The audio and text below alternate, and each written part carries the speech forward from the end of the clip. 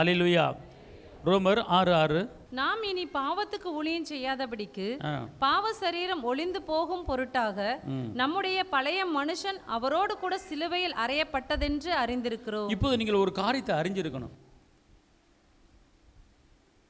இப்போ நம்ம வாழ்க்கையில் படிக்கும்போது, காலேஜில் படிக்கும்போது, வீட்டில் இருக்கும்போது, ரட்சிக்கப்படுறதுக்கு முன்னால், இயேசுவை துதிப்பதுக்கு முன்னால், இயேசுவை ஆராதிக்கு முன்னால், ஞானஸ்நானம் எடுப்பதுக்கு முன்னால் பழைய காரியங்கள் நிறைய நம்மகிட்ட இருக்கும்.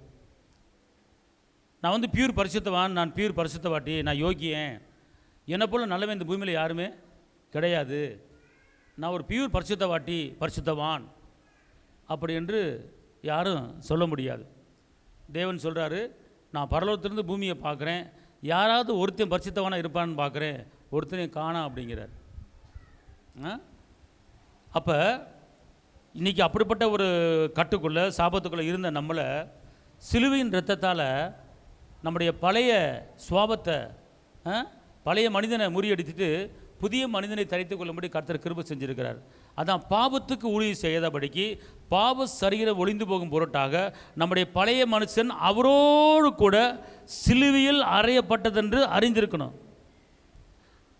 நம்முடைய பழைய வாழ்க்கை, பழைய பாவப்பட்ட வாழ்க்கை, பழைய துக்கமான வாழ்க்கை, பழைய நெருக்கமான வாழ்க்கை, பழைய பலவீன வாழ்க்கை, இயேசு என்னைக்கு இரத்தத்தை சிந்தி சிலுவையில் அடிக்கப்பட்டாரோ அன்னைக்கே நம்முடைய பழைய மனுஷனுடைய காரியங்கள் சிலுவையிலே ஆணியிலே அடிக்கப்பட்டாச்சு.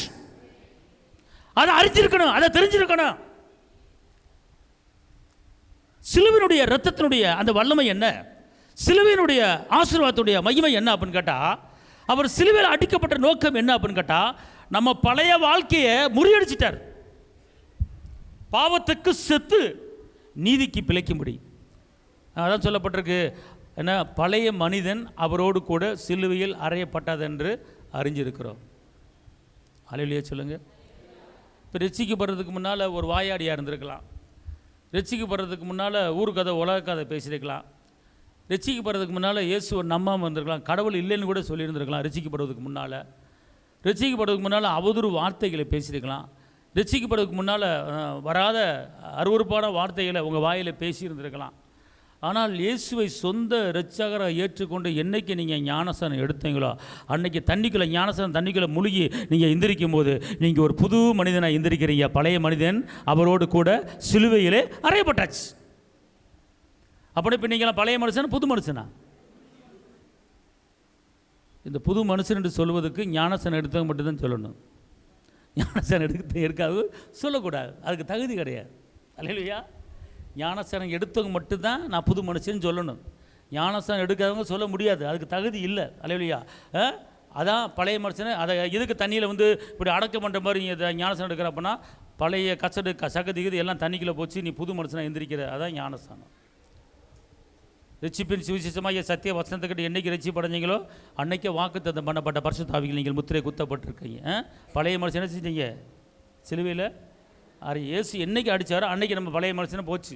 அல்லேலூயா சொல்லுங்கள். என்னுடைய வாழ்க்கை, பழைய வாழ்க்கை, பழைய கசப்பு, பழைய பாவங்கள் இயேசு என்னைக்கு சிலுவையில் அடிக்கப்பட்டாரோ அன்னைக்கே அது மறைஞ்சிருச்சு. பழைய மனுஷன் போயிட்டான். இப்போ நான் இயேசுக்குள்ளே அவர் இரத்தத்தால் கழுவப்பட்டு நான் புதிய மனிதனாக இப்போது இருக்கிறேன். கையை தட்டுங்க அப்பாவுக்கு. எவ்வளோ பெரிய இரத்தம் பரம்பரில் நீங்கள் பாவங்கள் பண்ணியிருக்கலாம், ஆனால் கர்த்தர் அவர் இரத்தத்தால் அதை என்ன செஞ்சிட்டார்? கழுவிட்டார். அல்லேலூயா. கலாத்தியர் 2:20 கிறிஸ்துவுடனே கூட சிலுவையில் அறையப்பட்டேன், ஆயினும் பிழைத்திருக்கிறேன், இனி நான் அல்ல, கிறிஸ்துவே எனக்குள் பிழைத்திருக்கிறார். இப்போ உங்களுக்குள்ள நமக்குள்ள யார் பிழைச்சிருக்கிறாரு? இங்கே பழைய மனுஷன் போயிட்டான இயேசு வந்துட்டார் நம்ம உள்ளத்துக்குள்ளே. சரிங்களா? நான் இப்பொழுது மாம்சத்தில் பிழைத்திருக்கிறதோ என்னில் அன்பு கூர்ந்து எனக்காக தம்மை தாமே ஒப்பு கொடுத்து தேவனுடைய குமாரனை பற்றிய விசுவாசத்தினாலே பிழைத்திருக்கிறேன். தேவனை எப்படி பிழைத்திருக்கிறீங்க? இயேசு தான் இரட்சகர், இயேசு தான் மீட்பர் என்கிற அந்த அந்த உண்மையில் நீங்கள் என்ன செஞ்சுருக்கிறீங்க? நீங்கள் எல்லோரும் பிழைச்சிருக்கிறீங்க. பிழைப்பது இயேசுவால் தான். ஆமென் சொல்லுங்கள். அல்லேலூயா, அல்லேலூயா. அப்போ பிலிப்பியர் 2:8 சொல்லுகிறது, அவர் மனுஷரூபமாய் காணப்பட்டு மரண பரியந்தம், அதாவது சிலுவையிலே மரண பரியந்தம் கீழ்ப்படி தம்மை தாம் என்ன செஞ்சார்? தாழ்த்தினார். அவர் தான தாழ்வை காட்டுறாரு, தாழ்மையை காட்டுறாரு. பார்த்துக்கொள்ளுங்க. அதுதான் சிலுவையில் வாங்கி கொடுத்த ஒரு மாபெரும் ஒரு அதிசயம். பார்த்துக்கொள்ளுங்க. நான் ஒரு நேரத்தில் சிலுவையில் உள்ள பாவமன்னிப்பு, சிலுவையில் விடுதலை, சிலுவையில் மீட்பு, சிலுவையில் ஐஸ்வர்யம், சிலுவையில் வெளிப்படுத்தல் ஒன்றாரு, சிலுவையில் ராஜாங்க அப்படின்னு நினச்சிக்கிட்டு இருந்தேன். ரொம்ப நாள் அப்படி தான் நினச்சிக்கிட்டு இருந்தேன். ஆனால் பார்த்தா சிலுவையிலேயே ரத்தத்தில் எவ்வளோ பெரிய காரியத்தில் செஞ்சுருக்கிறாரு பார்த்தீங்களா? வாசிங்க கொலோசியர் 2:14-15. நமக்கு எதிரடையாகவும் கட்டளைகளால் நமக்கு விரோதமாகவும் இருந்த கையெழுத்தை குலைத்து அதை நடுவில் இராதபடிக்கு எடுத்து சிலுவையின் மேல் ஆணி அடித்து துரைத்தனங்களையும் அதிகாரங்களையும் முறிந்து கொண்டு வெளியரங்கமான கோலமாக்கி அவைகளின் மேல் சிலுவையிலே வெற்றி சிறந்தார். அல்லேலூயா. ஒருத்தருக்கு ஒரு 40 லட்சம் கடை இருந்துச்சு. ஒருத்தருக்கு 40 லட்சம் கடை இருந்துச்சு. அந்த கடனை அடைக்க வழி இல்லாமல் ரொம்ப கஷ்டப்பட்டார். சாகுற நிலைமைக்கு வந்துட்டார். நான் சாக போகிறேன் சொல்லிக்கிட்டே இருப்பார். அப்போ என்ன பண்ணேன், நான் வந்து யாருக்கு எவ்வளோ கொடுக்கணும் அப்படின்னு சொல்லி அந்த ஒரு பேப்பரில் எழுதினேன். பார்த்துக்கொள்ளுங்க. எழுதி இயேசுடைய இரத்தத்தால் இந்த கடன் முடிந்து விட்டது, இயேசுவின் இரத்தத்தால் கடன் முடிந்து விட்டது, என் தேவன் தம்முடைய மகிமையின் ஆசீர்வாதப்படி இந்த குறையெல்லாம் நிறைவாக்குங்க அப்படின்னு சொல்லி அந்த பேப்பர் மேலே கையை வச்சு நான் ஒருத்தராக பேரை சொல்லி நான் சொல்ல அவங்க ஜெபிச்சாங்க. பாங்க எண்ணி 45வது நாளில் அவர்கள் கடன் முழுவதும் என்ன செஞ்சிருச்சு, அழிஞ்சிருச்சு. இது நான் சும்மா ஒரு பேருக்கு ஒரு அசால்ட்டாக நான் பண்ணேன், அது நடந்துருச்சு. ஆனால் இன்றைக்கி கர்த்தர் என்ன பண்ணுறாருன்னா, சாபத்துக்கு சிலுவையில் மரிச்சார், ஓகே. பலவீனத்துக்கு சிலுவையில் மரிச்சார், ஓகே. சமானத்துக்கு சிலுவையில் மரிச்சார், ஓகே. ஐஸ்வர்யத்துக்கு சிலுவையில் மரிச்சார், ஓகே. ராஜ வாழ்க்கை கொடுப்பதுக்கு சிலுவையில் மரிச்சார், ஓகே. ஆனால் ஏசப்பாவுக்கு அப்போவே தெரிஞ்சிருக்கு, நீ கண்டிப்பாக கடங்காரன் ஆவன்னு தெரிஞ்சுக்கிட்டு அவர் அப்போவே சிலுவையின் ரத்தத்தில் அந்த கரணை முடிச்சிட்டார். இப்போ நல்லா கவனிக்கணும். இதே வசனத்தை கொலோசியர் 2:14 இதே வசனத்தை கத்தோலிக்க பைபிள் என்ன சொல்லுது, வாசிங்க. நமக்கு எதிரான ஒப்பந்த விதிகள் பல கொண்ட கடன் பத்திரத்தை அவர் அழித்து விட்டார். அப்புறம் அதை சிலுவையில் வைத்து ஆணையடித்து அறவே ஒழித்து விட்டார். இப்போ கவனிங்க, கடன் பத்திரம் எவ்வளோ பெரிய ஒரு ரகசியம் பாருங்க. கடன் பத்திரம் எப்படி போட்டிருக்குன்னா, இங்கே இருங்க, நமக்கு எதிரான ஒப்பந்த விதிகள், ஒப்பந்தம். நான் வந்து இவ்வளோ வட்டிக்கு நான் வாங்குகிறேன், இந்த 15 வருஷத்துக்கு இந்த லோனை கட்டுறேன், இத்தனை இஎம்ஐ கட்டுறேன் அப்படின்னு சொல்லி 92 பேப்பரில் கையெழுத்தை போட்டு ஒப்பந்தம் பண்ணி நம்மகிட்ட கையெழுத்து வாங்கிடுறாங்க. ஓகே, ஒப்பந்தம் பண்ணி தான் கையெழுத்து போகிறான். நான் இதை மாதம் இஎம்ஐ கட்டுவதுக்கு நான் சம்மதிக்கிறேன், இதை மாதம் இந்த வட்டி இவ்வளோ கட்டுறதுக்கு சம்மதிக்கிறேன் அப்படின்னு சொல்லி ஒப்பந்தம் போட்டு கையெழுத்தை போட்டு அந்த பணத்தை வாங்குறீங்களா? வாங்குறோமா? ஆமென் சொல்லுங்க. ஆனால் பாருங்கள், நம்ம அப்பா என் பிள்ளைய கடனோடு வாழக்கூடாது, கடன் இல்லாமல் வாழ வேண்டும் என்பதற்காக கடன் பத்திரத்தை எப்படி போட்டிருக்கு, கடன் பத்திரத்தை அவர் அழித்து விட்டார். எப்படி அழிச்சாரு? சிலுவையின் ரத்தத்தாலே அவர் அழித்து விட்டார். சிலுவை மூலமா அந்த கடனை அழிச்சிட்டாரு. அதை சிலுவையில் வைத்து, எப்படி போட்டிருக்கு, அதை சிலுவையில் வைத்து ஆணி அடித்து அறவே.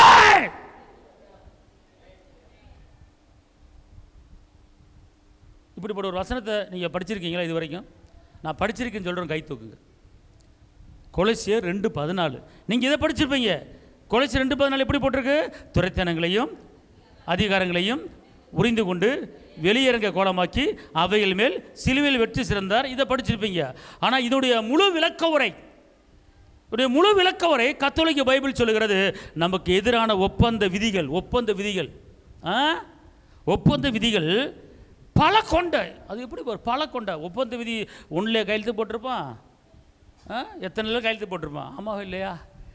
ஆனால் பாருங்கள், அந்த ஒப்பந்த விதியில் கடன் பத்திரத்தை அவர் அழித்து விட்டார். அதை சிலுவையில் வைத்து ஆணி அடித்து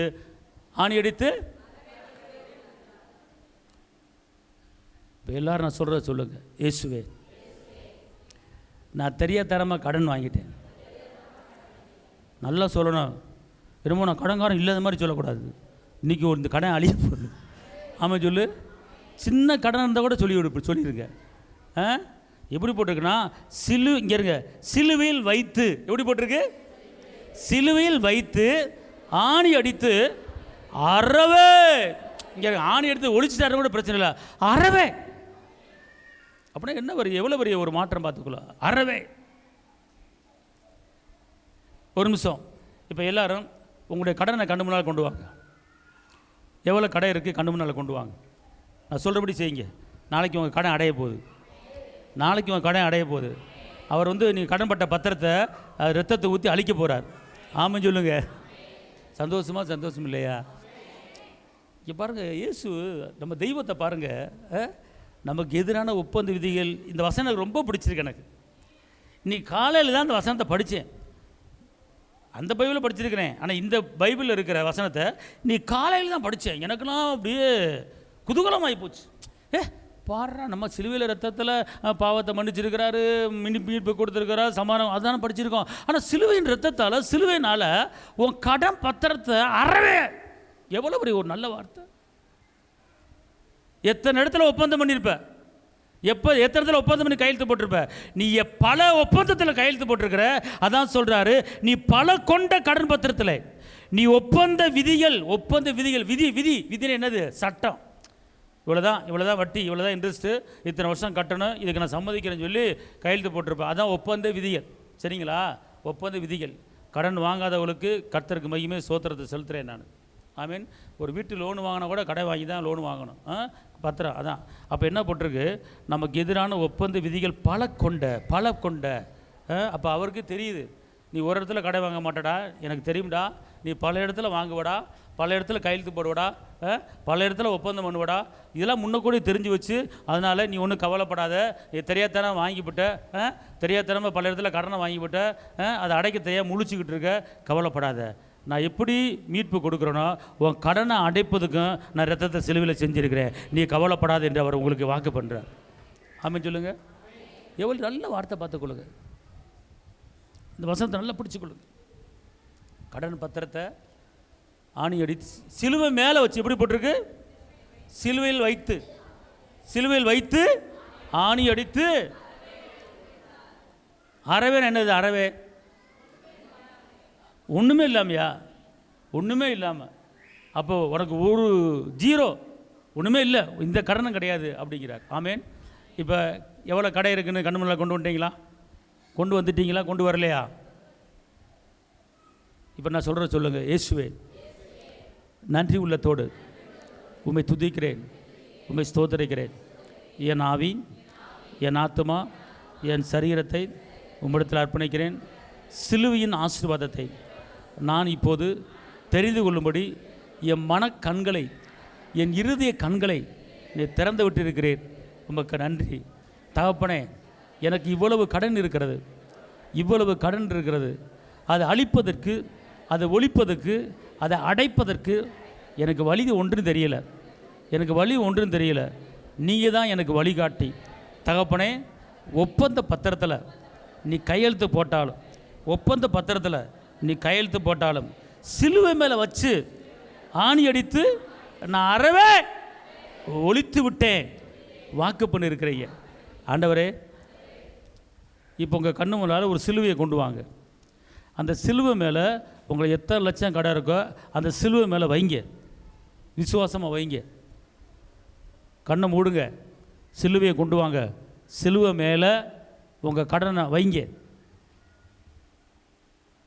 இப்போ சொல்லுங்கள். தகப்பனே, கொலைசியர் 2:14 படி எனக்கு எதிரான ஒப்பந்த விதிகள் பல கொண்ட கடன் பத்திரத்தை என் தகப்பன் இயேசு அழித்து விட்டார். அதை நான் சிலுவையில் வச்சுட்டேன். ஏசப்பா, அந்த கடனை ஆணி அடித்து ஒன்றுமில்லாமல் அறவே ஒழித்து விட்டார். தகப்பனே, உமக்கு கோடி சோத்திரம். இயேசுவின் நாமத்தில் பிதாவே, ஆமென். அல்லேலூயா. புரியலையா உங்களுக்கு? கடனை ஏசப்பா அடைக்க முடியுமா? எப்படி அடைச்சாரு? சிலுவையின் இரத்தத்தினாலே. அவர் நம்ம அடைச்சா கொஞ்சம் தான் அடைப்போம். அவர் சொல்கிறார், ஒரு கடை இல்லாமல் அறவே அழிச்சு விட்டார். ஆமென் சொல்லுங்க. அதான் ஏசப்பா செய்கிற ஒரு காரியம். கடைசி ஒரு வசனத்தை வாசிப்போம். எபிரெயர் 12:2. அவர் தமக்கு முன் வைத்திருந்த சந்தோஷத்தின் பொருட்டு அவமானத்தை எண்ணாமல் சிலுவையை சகித்து தேவனுடைய சிங்காசனத்தின் வலது பரிசத்தில் வீற்றிருக்கிறார். அவர் தமக்கு முன் வைத்திருந்த சந்தோஷத்தின் பொருட்டு அவமானத்தை எண்ணாமல் சிலுவையை சகித்து தேவனுடைய சிங்காசனத்தில் இப்போ நல்லா கவனிங்க. இயேசுவை சிலுவையில் அடிக்கும்போது நிறைய பேர் கேவலமாக பார்த்தாங்க. 2 பக்கம் 2 வேடிக்கை, சிலுவை சுமந்துட்டு வர 2 பக்கம் வேடிக்கை பார்த்துக்கிட்டு இருந்தாங்க. இதில் ஒருத்தன் காரி துப்புனான், நீ பிதாவின் குமாரன் ஏனால் சிலுவை விட்டு கீழே இறங்கும் அப்படின்னு சொல்லி ஒருத்தன் லந்து கொடுத்தான், கேள்வி பண்ணான். இதெல்லாம் அவர் என்ன பண்ணார்னா பொறுமையாக சகிச்சுக்கிட்டு இருந்தார், பொறுமையாக பார்த்துக்கிட்டு இருந்தார். பார்த்துக்கொள்ளுங்க எப்படி பொறுமையாக பார்த்தாருன்னா, அந்த அவமானத்தை, அந்த நேரத்தில் வருகிற அந்த அவமானத்தை எண்ணாமல் சிலுவையை சகித்து, இறா அடிக்கிறீங்களா அடிங்கடா, நொறுக்குறீங்களா நொறுக்குங்கடா, நான் இப்போ இங்கே ஜீவன் போன உடனே நான் உயிர் தள்ள போகிறத நீ பார்க்க போகிற, நான் பிதாவின் வலதுபட்சத்தில் இருக்க போகிறத நீ பார்க்க போகிற, நான் பூமிக்கு உரியவன் அல்ல என்கிற அந்த அந்த அந்த அவமானத்தை எண்ணாமல் அந்த சிலுவையில் சகித்து தேவனை சிங்காரத்தை வலதுபட்சம் என்ன செஞ்சார்? தமக்கு முன் வைத்திருந்த சந்தோஷத்தின் பொருட்டு. அப்படின்னா உங்களுக்கெல்லாம் எப்பெல்லாம் பிரச்சனை வருகிறதோ, உங்களுக்கு எப்பெல்லாம் வேதனை வருகிறதோ, அந்த நேரத்தில் அது பெருசாக நினைக்காம, பெருசாக சிந்திக்காமல், ஐயோ இவ்வளோ பெரிய கடன் இருக்குது, எப்படி அடைக்க போகிறேன், அவ்வளோதான், ஒன்றுமே சமாளிக்க முடியல, அப்போ நீ கவலைப்படாமல் இந்த வசனத்தை சொல்லி, எந்த வசனத்தை சொல்லி? எபிரேயர் 12:2 படி, கொலைசி 2:14 படி, என் கடனை பூரா அவர் அழிச்சிட்டாரு, அறவே அழிச்சிட்டாரு, அதனால் எனக்கு கவலையில் கண்டிப்பாக இதை அடையும் அப்படிங்கிற ஒரு விசுவாசத்தில் நீங்கள் இருக்கணும். பார்த்துக்கணும். பிரச்சனைகள் வேதனைகள் வரும்போது அதை அவமானத்தை எண்ணாமல்னு போட்டிருக்கு. அவமானத்தை எண்ணக்கூடாது. ஒரு கழுத்து கத்தி வருகிற ஒரு போராட்டம் உங்களுக்கு வரலாம், ஒரு பலவீன போராட்டங்கள், ஒரு கடன் பிரச்சனை போராட்டங்கள், ஒரு தேவையில்லாத நிந்தைகள், தேவையில்லாத அவமானங்கள், உங்களை முன்னால் விட்டு பரியாசம் பண்ணுகிற இப்படிப்பட்ட அவமானங்கள் உங்களுக்கு வரும். அந்த அவமான நேரத்தில் அதை நீ எண்ணக்கூடாது, அதை சிந்திக்கக்கூடாதுங்கிறார். அதை யோசிக்காத, இப்படி என்னை பேசிவிட்டானே, இப்படி என்னை வஞ்சிவிட்டானே, இப்படி என்னை திட்டிவிட்டானே, எனக்கு தூக்கம் வரல, அப்படிலாம் நினைக்காதீங்க. அந்த அவமானமும் அந்த நிந்தையும் ஒரு இமைப்பொழுதில் மாறிடும். அப்போ நீங்கள் என்ன செய்யணும் கேட்டிங்கன்னா, இமைப்பொழுதில் மாறுவதுக்கு எவன் உங்களை அவமானப்படுத்தினானோ அவன் உங்கள்கிட்ட திரும்பி வருவான் மன்னிப்பு கேட்க. எப்படின்னு கேட்டால், நீங்கள் அந்த அவமானத்தை எண்ணாமல், அவமானத்தை சிந்திக்காமல், சந்தோஷமாக இயேசு எனக்கு வெற்றி வாங்கி கொடுக்க போகிறாரு, விடுதலை வாங்கி கொடுக்க, அது எப்படி தெரியுமா? சந்தோஷத்தின் பொருட்டு அவமானத்தை எண்ணாமல். அப்படின்னா அவமானத்தை எண்ணாமல் சிலுவையில் வெற்றி வாங்கி கொடுத்துட்டாருங்கிற சந்தோஷம் உங்களுக்கு வரும்போது அந்த அவமானம் ஒன்றும் இல்லாமல் போயிடும். ஆமேன். புரியுதா? அதனால தான் இந்த எபிரேயர் 12:2 சொல்லுகிறது, தமக்கு முன் வைத்திருந்த உங்களுக்கு முன்னால் ஏசப்பா வச்சிருக்கிறார். எதை வச்சிருக்கிறார்? உயர்வை வச்சிருக்கிறார். உங்களுக்கு முன்னால் சந்தோஷத்தை வச்சிருக்கிறார். உங்களுக்கு முன்னால் மேன்மை வச்சிருக்கிறார். உங்களுக்கு முன்னால் பரலோக வாழ்க்கை வச்சிருக்கிறார். அப்போ இது நிமித்தமாக இந்த அவமானத்தை பெருசாக நீ எண்ணாத, இந்த போராட்டத்தை பெருசாக எண்ணாத, அது குறித்து சந்தோஷப்படு. நான் இப்படிப்பட்ட வாழ்க்கை வாழ வேண்டிய ஆள், நான் இந்த வாழ்க்கையில் இருக்க வேண்டிய ஆள் இல்லை, பரலோகத்தில் இருக்க வேண்டிய ஆள், அது எனக்கு போதும் அப்படிங்கிற சந்தோஷத்தை வர வச்சு இந்த அவமானங்களையும் இந்த பிரச்சனைகளையும் இந்த போராட்டங்களையும் சிந்திக்காதீங்க. ஏன் இப்படி வந்துச்சு, எதுக்கு இந்த வந்துச்சு, ஏன் இந்த அவமானம், எனக்கு ஏன் இந்த போராட்டம், என் வாழ்க்கையில் என் பிள்ளைக்கு ஏன் இந்த போராட்டம், என் மகனுக்கு ஏன் இந்த போராட்டம், நான் அவமானப்பட்டுக்கிட்டு இருக்கிறேன்னு இயேசுக்கிட்ட என்னத்தை கண்டேன் அப்படின்னு சொல்லி யாரும் வேதனைப்படாதீங்க. கர்த்தர் சொல்கிறாரு, அவமானத்தை எண்ணாமல் உனக்கு ஒரு சந்தோஷத்தை முன்னால் வச்சுட்டேன், உனக்கு உயர்வை முன்னால் வச்சுட்டேன், உனக்கு மேன்மை முன்னால் வச்சுட்டேன், அதை குறித்து சந்தோஷப்படு, இதை நீ சிந்திச்சு பார்க்காத. இதுதான் கர்த்தர் சொல்லுகிற காரியம். அல்லேலூயா. அதனால் தேவையில்லாத காரியத்தை யோசிக்காதீங்க, தேவையில்லாத காரியத்தை நினைக்காதீங்க, நன்மை யோசிங்க. கர்த்தர் உங்களை ஆசீர்வதிப்பார்.